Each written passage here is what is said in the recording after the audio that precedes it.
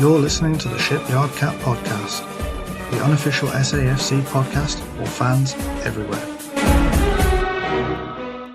Hello and welcome back to another episode of the pod. We're here today to discuss those two lovely defeats that we've now had, one in league and one in the cup.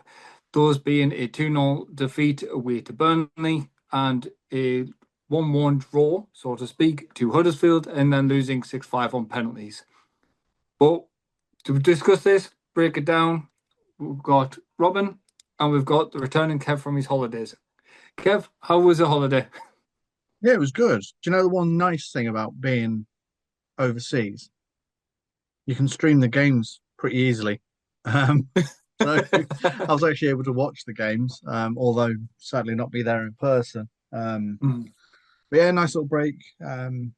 Obviously, two rubbish results while I've been away. I just think you got to look at the cup game as a did we really care? But we'll break it down shortly anyway.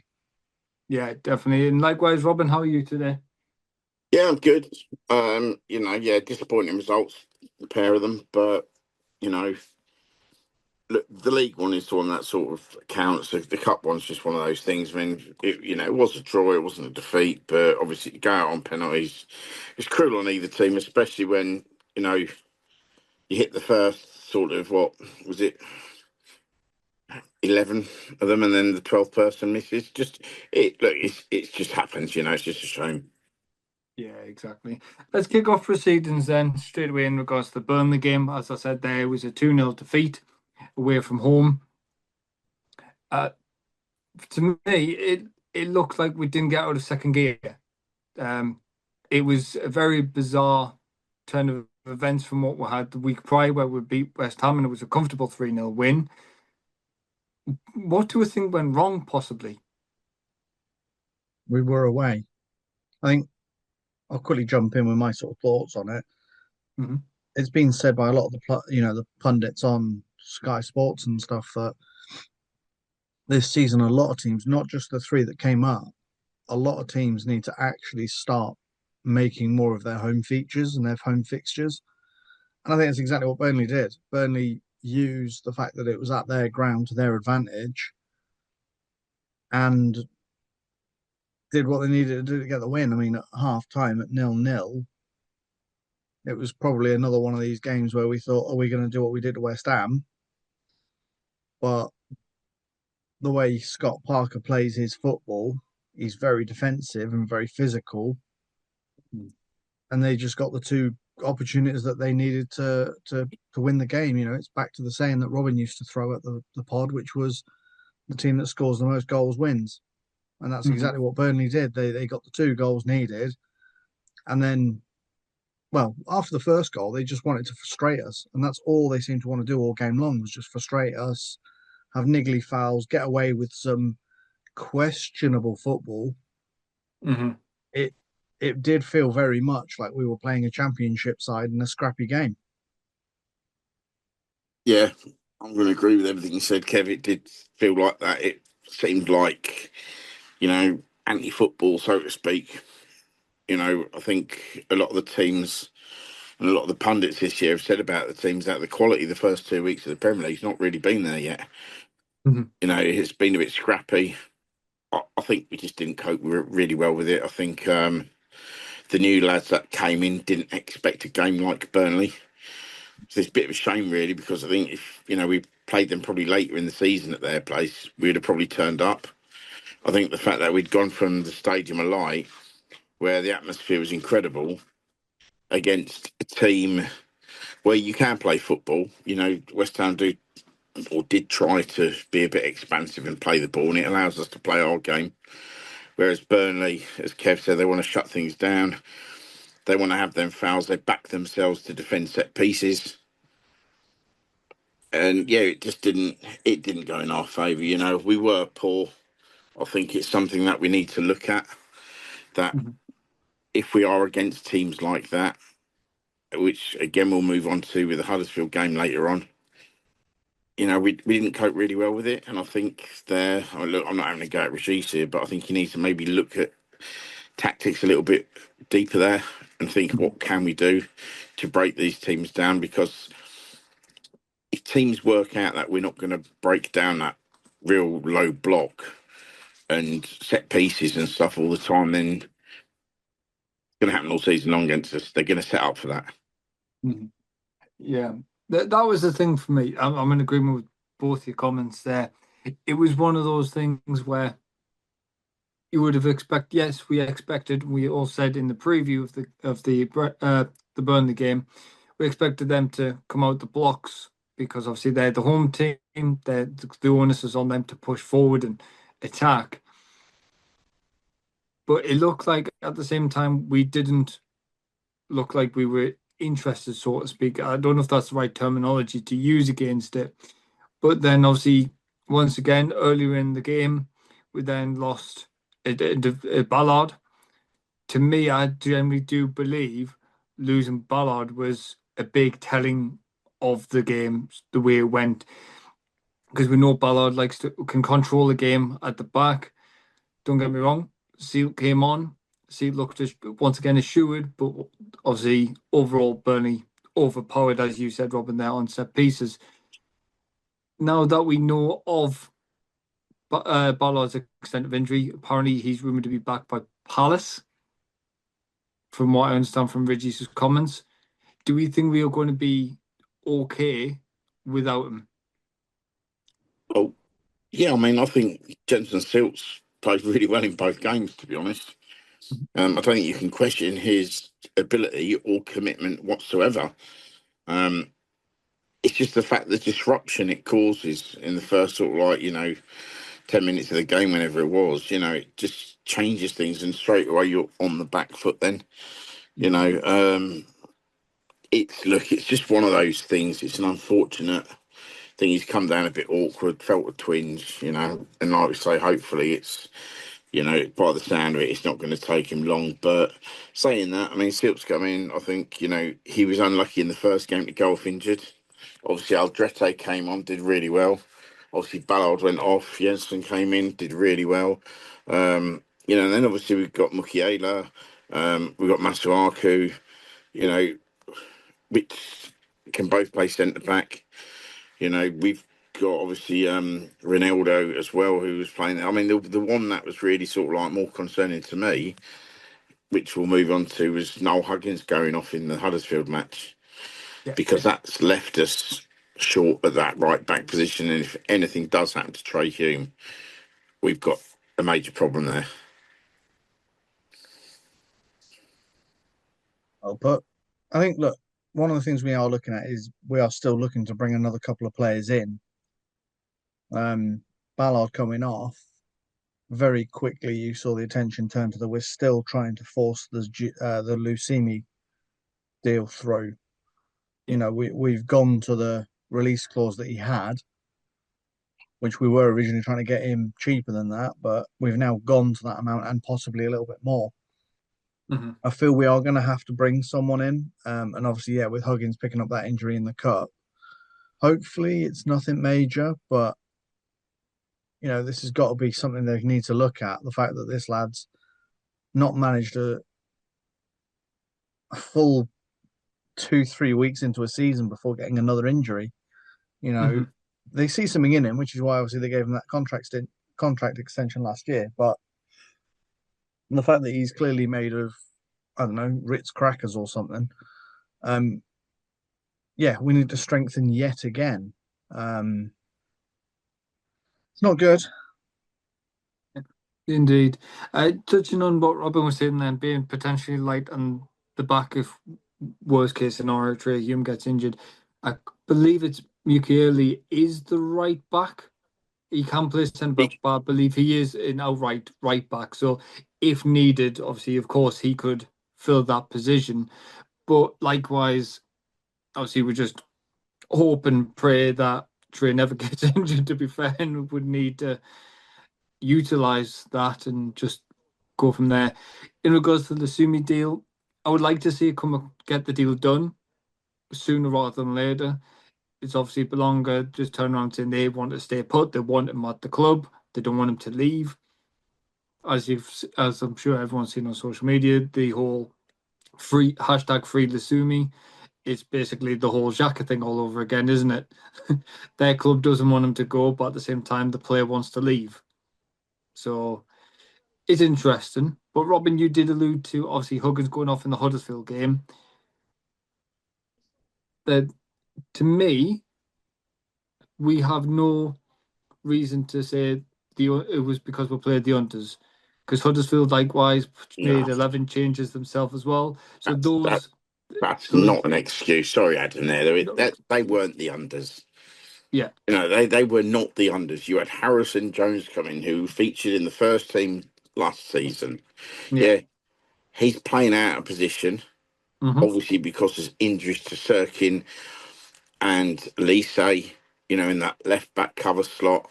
Obviously, we wanted to give the lads that started the first two Premier League games time off, which is fair enough. It's a long season. It's going to be a tough physical season. The pace of the Premier League, we've got to do that. But even with Harrison Jones, who's played in that left back role the majority of pre-season, we should have still had enough out on the pitch to see away Huddersfield. I mean, yes, they were up for it. Fair play to Gooch. He was up for it, had a decent game, etc. But, to me, it's both games really. And like I said, I don't want to have a go at Regis because I'm certainly not doing that. But it just seems we're a little bit lacking in, wanting to make the changes to change things around a bit. I think against Burnley, I think, he put the strongest team out that we've got. Did he leave it a little bit late to change things around? Probably. Yeah, we got caught, for the second goal sort of thing, but it's, they were soaking up pressure and counters and stuff like that. I mean, Huddersfield, not being funny, but that goal by Castledine, no one's going to stop that.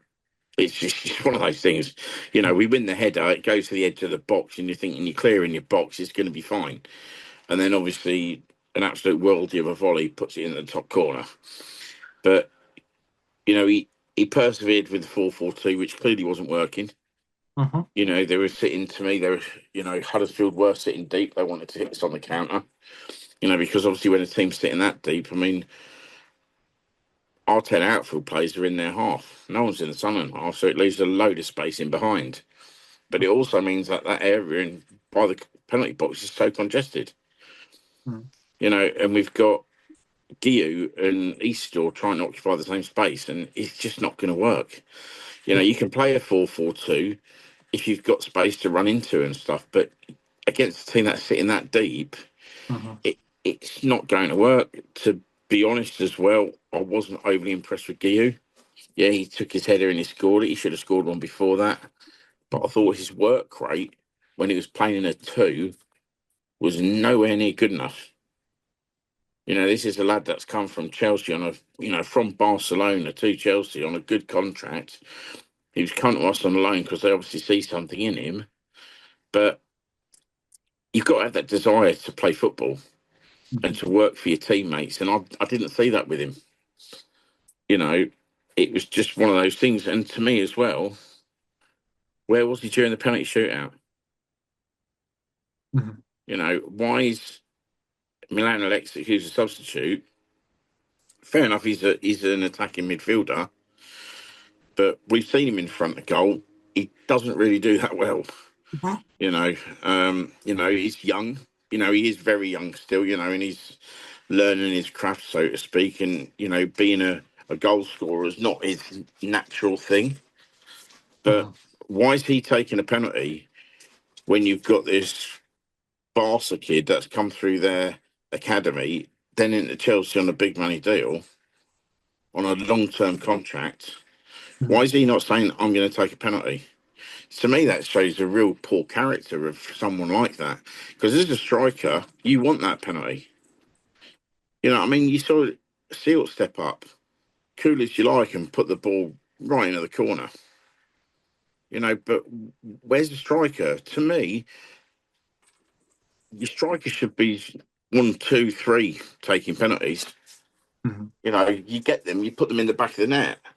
I mean, when was he going to go? If Alexic had scored, would he have gone next, or would he have left it to a defender? Would Power have taken one before him? Sorry, but as a striker, that's your bread and butter. You should be wanting to take them penalties. Now we finished beating up the new striker. Yeah, look, the way I look at it is we shouldn't ever leave a game to go to penalties. We should have got that done in 90 minutes. Like, yet again, it's the first round of the Carabao Cup and we're out. It's embarrassing in terms of, the team that we fielded was basically a championship side. We should have had more than enough in that squad to have done the job. If the likes of Dan Neil thinks he's Premiership, have a look in the mirror. Chris Rigg, were you good enough? No. Roberts, great penalty by Roberts. Maybe he's the secret penalty taker that we're looking for. But you've got to look at that squad. These players all think they're ready to be in the Premier League. And right now, if that was the audition, it ain't happening. Like they none of them showed me any reason why they should displace anyone in the first team. Yeah. Guillou good with his head, but I agree with you, Robin. I think he was quite lazy. He seemed to want to let Wilson do the running. And then he was there to be that number 9, which I get, that's what a lot of teams want. They want that number 9 to hang around in the box and be a pain and be a pest and get the ball and cause trouble. Very Delap-esque. But yeah, for me, I just felt no one really stood out. Patterson, could he have done better on some of them penalties? Yeah. What I did like was he was acting up in the box and he was trying to distract. He was showing a bit of personality in the goal. When Gooch took his, you saw Patterson pulling faces at him to try and get in his head. Very Pickford-esque, something we've been saying for a long time, that Patterson doesn't do anything like that. He just stands in the goal and then goes left or right. But did he do any research? Like, he got a few, he went the right direction on a few of them. But other than getting his foot on Gooch's, he didn't really challenge the goals. But yeah, it is what it is. We're out in the first round. No more black cat points for people. We move on. Yeah. Just touching on one thing in that game that I noticed in regards, it's touching on what you just said there, Kev, saying this is your chance to shine. Reggie's even admitted saying, within certain words, saying effectively this game was just a friendly, just get out there, minutes in the lads' legs and stuff like that. One thing I want to touch on there, especially with what you mentioned about, say, likes of Dan Neil, it was in regards to the yellow card for Masuaku. The referee pulled Dan Neil over first and said, have a word with your team, settle them down, and then go again. Like, obviously, just so everyone's reset. Dan Neil just didn't listen and just walked away. So then Masuaku had his lovely vocal point to the referee, and the referee carded him because of that. And I think if that was potentially, I'm not trying to downbeat Dan Neil specifically, because obviously there's quite a fair few things that went wrong in that game. But I think, personally speaking, you guys can tell me if I'm completely wrong, but I think if that was Xhaka, for example, Masuaku would not put a foot wrong and go, you know what? Sorry, Cap, that's on me. I shouldn't do that. Possibly Masuaku to apologise to the ref and then move on, crack on. But that it felt so strange just watching the game, and one, Pato not coming out to collect certain crosses or certain coming close to run to challenge 1-on-1, where Roofs has been doing that he did it against West Ham. He attempted to do it against Burnley, claimed to collect crosses. And I've messaged you guys in the chat as well, saying you can tell the level of difference in Roofs and Pato. And just for me, the level of captaincy, you can tell there's a difference as well. I know Xhaka's had more experience than Dan at it, but still, you'd expect Dan to still be a voice to the team. And it sounded quiet from Dan. problem you've got with Dan Yeah, I mean, is he might not necessarily know how to handle certain players, if that makes sense. Yeah. You know, you've got to admit, in the post match, you've seen people saying how angry Masuaku was, after losing that game. It's because he's expecting to play at the highest level, and he's been put in a position of playing in the cup against a lower league team. He probably feels a bit belittled being put into that squad, and Daniel doesn't necessarily have the confidence to manage that level of player. Yeah. Whereas Jacob, he's captained players of that caliber and probably higher before. Yeah. So I mean that's it. You're spot on with that, Kev. I mean, I don't think we should knock Dan Neil at all. I think it's just the fact that, the experience that Jacques has got, he may have handled things slightly different. Masuaku should have been angry as well. I think they all should have been angry because I don't think the performance was of a necessary level. I'm going to slightly disagree with Kev, though, on one thing, which is Paddy Roberts. I thought first half he was non-existent, playing on the left wing. But when they changed the formation and he went back to his natural position, I thought he actually had a decent game and he was dangerous, and everything then sort of went through them, the overlaps and stuff, and they were working that ball, and that's where we got most of our opportunities from. Also, as well, the rig coming on the inside. I think, as again, like I said, I think it's more to do with the fact that the square pegs in round holes, trying to fit people in to give them game time, trying to the 4-4-2 formation, which wasn't working. I think that should have been changed earlier. I think, on a half an hour, to be honest, when you saw things weren't going our way, we should have done that then. We should have put Wilson out on the left. We should have gone to the three in the middle because we were getting overrun in the middle with just two there, with just Lefay and Neil there. We were getting overrun. I don't think Enzo had a great game either, but I think the fact that they were getting overrun in that midfield, and like I say, because Guiu wasn't working hard enough. I mean, when you've got two up front in the press plus your midfielders, you should be all over a team that's two divisions below you. And we weren't. The whole thing, that the formation didn't work. When a team's playing that low block, 4-4-2 is not going to work. You need space in behind to have the extra attacker on the pitch.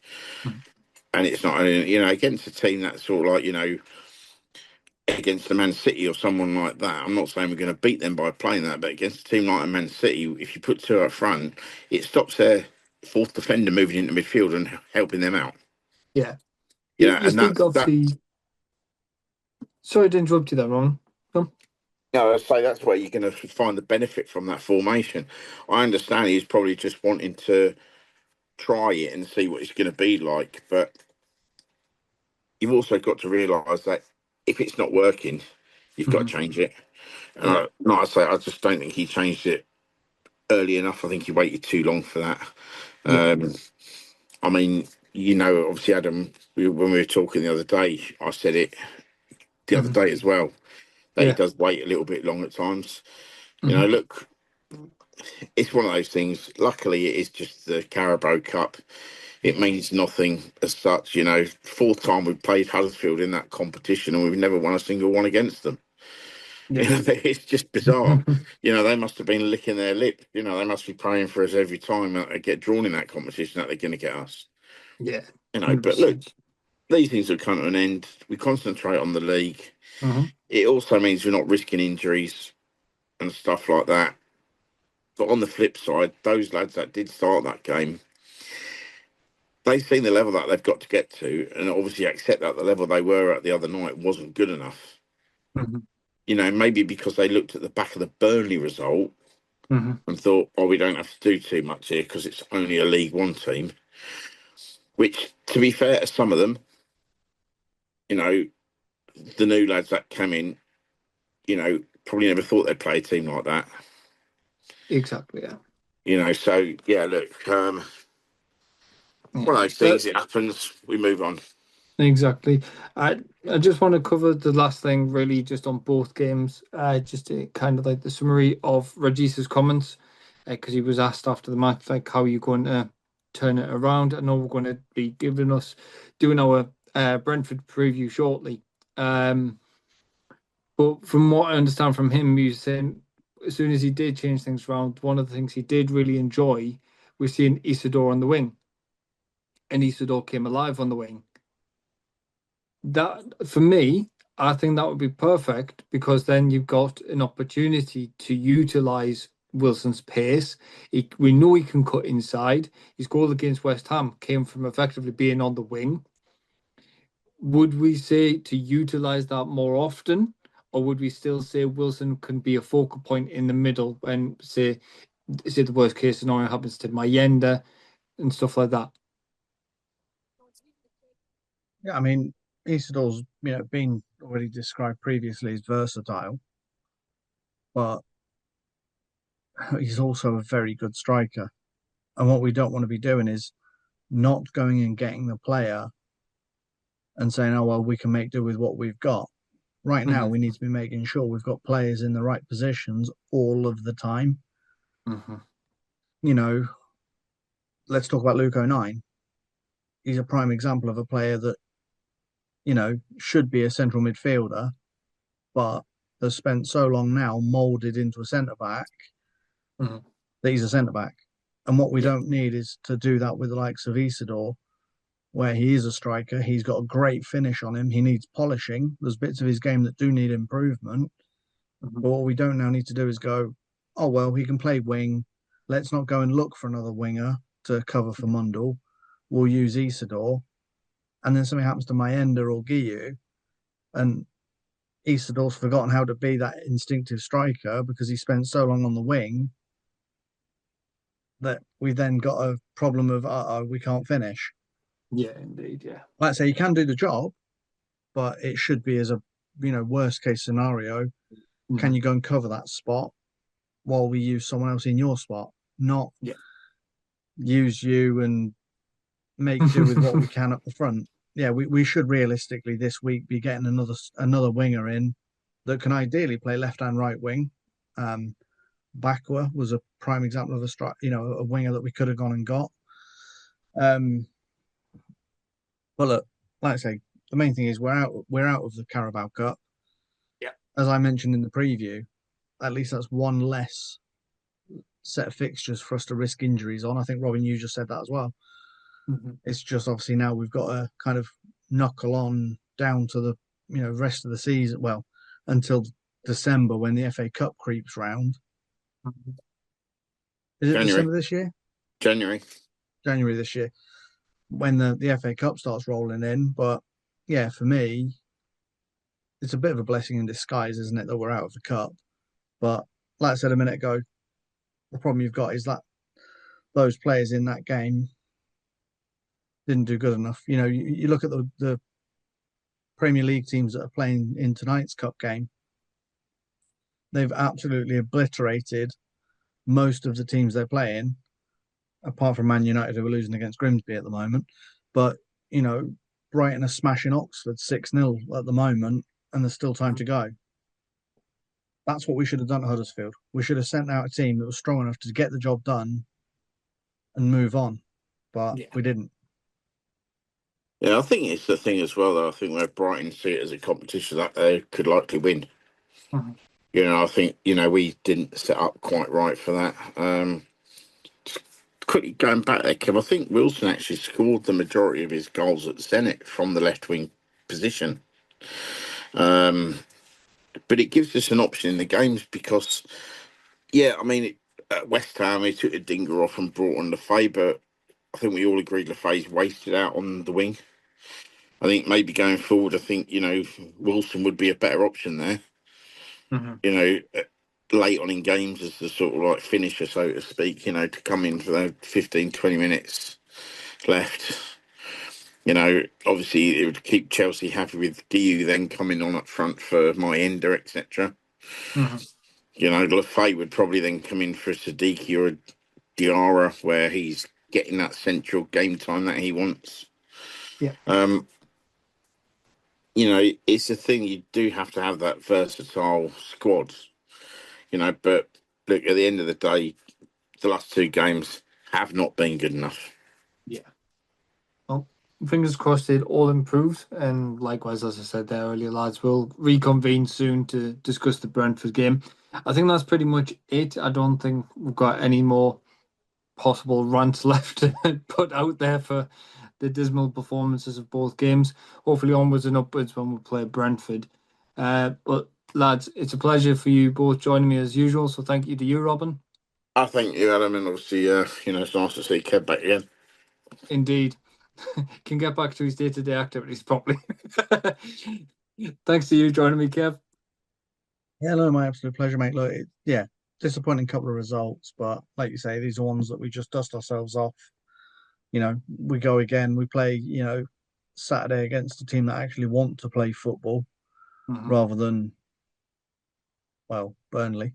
But no, look, thanks for again, mate, looking after it all for us whilst I was away. And yeah, we look forward to the Brentford one, don't we? Of course, of course. I'll always look after the fort when I have to, since I'm meant to do it anyway. But no, lads, pleasure. Thank you. And thanks to everyone for listening in. It is a short and sweet one, but it is what it is. And as ever, we'll see you on the next one.